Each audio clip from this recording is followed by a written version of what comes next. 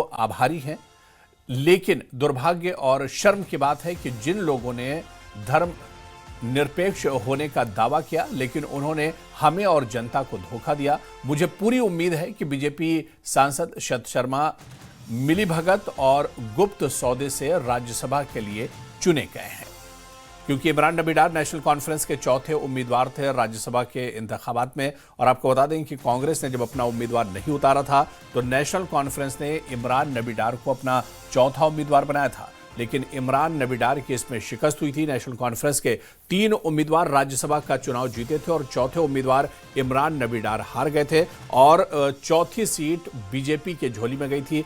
BJP Jammu Kashmir के अध्यक्ष सत शर्मा ये सीट जीत गए थे। तो ऐसे में अब इमरान नबी डार ने सभी का शुक्रिया अदा किया है और इसके अलावा उन्होंने बीजेपी पर भी निशाना साधा है।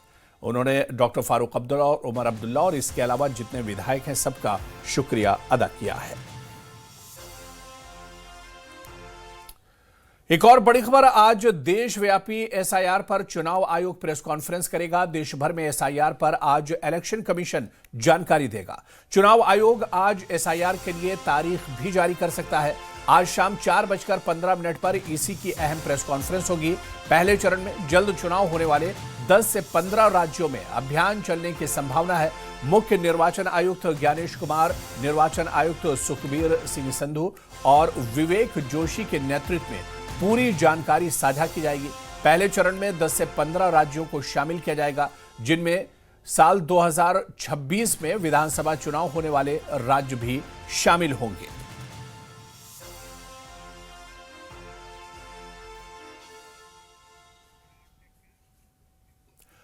पांच साल के लंबे इंतजार के बाद आखिरकार भारत और चीन के बीच आसमान का रास्ता फिर से खुल गया है।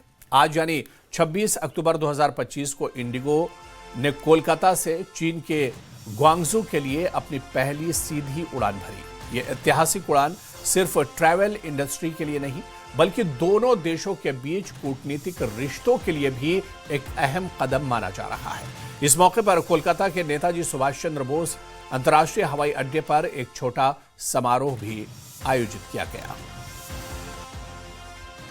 तो चीन और भारत के बीच 5 साल के बाद सीधी उड़ान फिर से शुरू हो गई और यह तस्वीर आप देखिए, 5 साल बाद भारत चीन के बीच सीधी उड़ान फिर से शुरू हुई है।